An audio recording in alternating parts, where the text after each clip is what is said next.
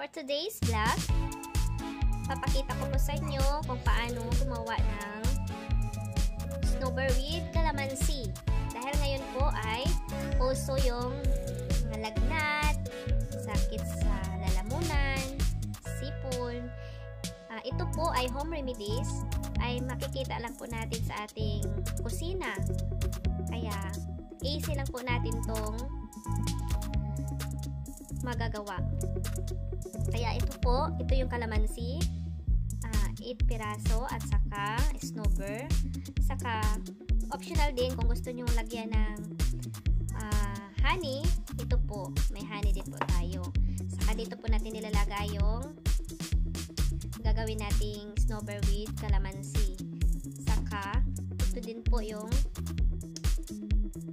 mainit na tubig. So, simulan na natin.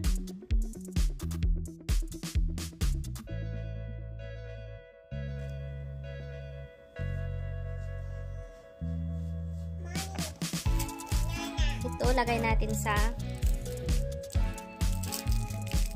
snowbird. Lagay natin dito sa cup. So, ito din isa. Dahil ay 3 araw na po ako makati yung lalamunan. Try natin to. 2.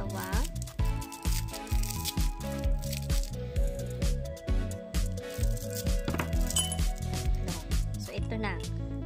3 snowbird. So, ito naman, i-squeeze natin siya.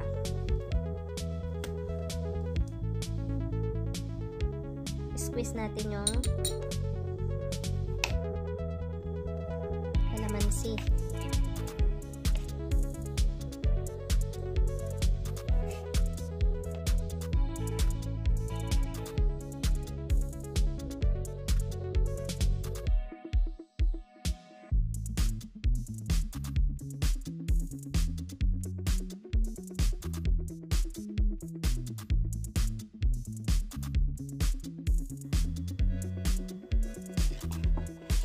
So, ito po, squeeze na natin siya.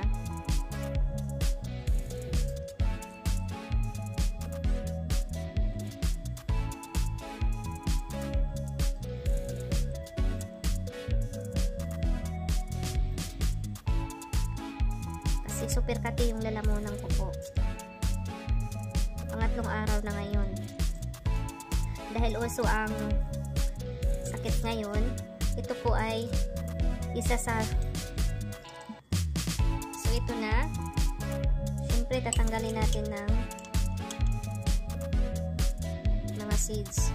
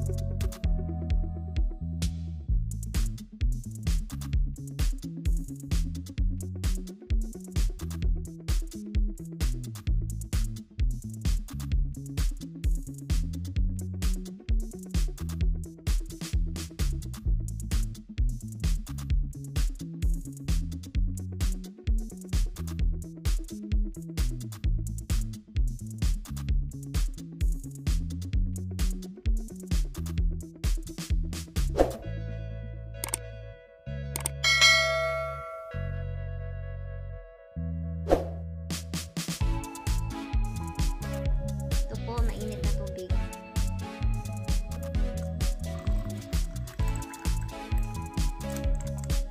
Yan.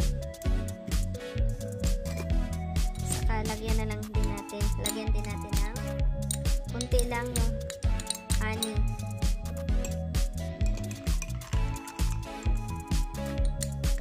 Optional po kung gusto nyo lagyan ng honey o wala na, nasa inyo din po.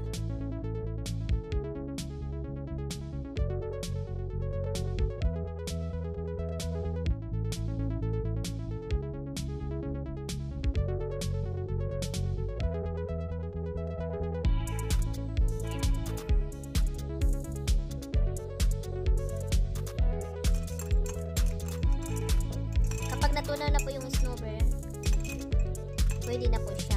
Ang bango. Malaghap ko na yung ano, bango niya. Mentol na mentol.